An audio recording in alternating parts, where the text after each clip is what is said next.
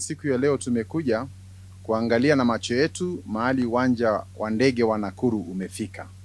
Kwa sababu kama vile mnakumbuka, mwezi wa 12 mwaka jana tulikuja na tukazindua mradi huu, na tuna furaha kwa sababu tumeona tumeweza kuchukua hatua na tumehakikishiwa kwamba ifikapo mwaka wa 2022 August tutakuwa tukikamilisha mradi huu. Kwa hivyo yetu ni kushukuru sana kwa kazi ambayo inaendelea, na pia niseme mradi huu haungewezekana ila kwa rais kuingilia na kuhakikisha pesa zimewekwa katika mradi huu, na pia kuona vile ambavyo tutakaweza kutumia hii airport ya hapa Nakuru kama njia moja ya kufungua uchumi wa hapa Nakuru, uchumi tukizingatia mambo ya kiutalii, mambo ya ukulima na biashara ambayo inafanyika hapa.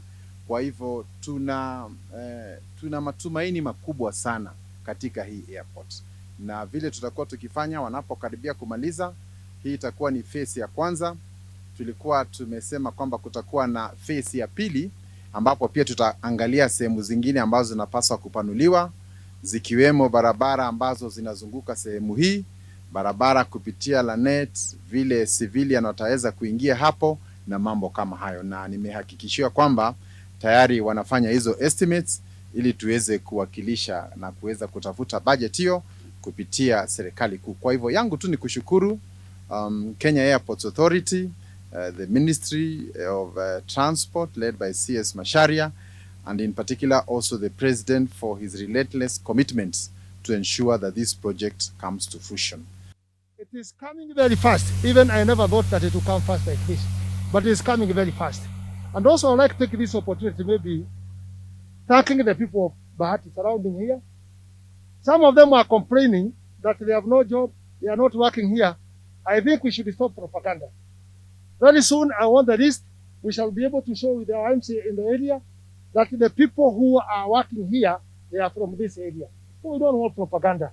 Because people all the time, they want to put everything propaganda. I think we appreciate for the contractor that he is employing the people of this area.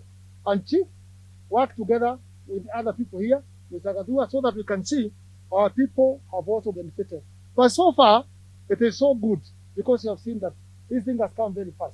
We want to thank you, Governor, because you stood with this. You didn't stand with this because it is for the county, but you stood with it because it's for the whole country. It's going to be there. Mimi sina mengi ni kusema nashukuru na nimeshukuru kwa progress vile inaendelea, na Mungu awabariki.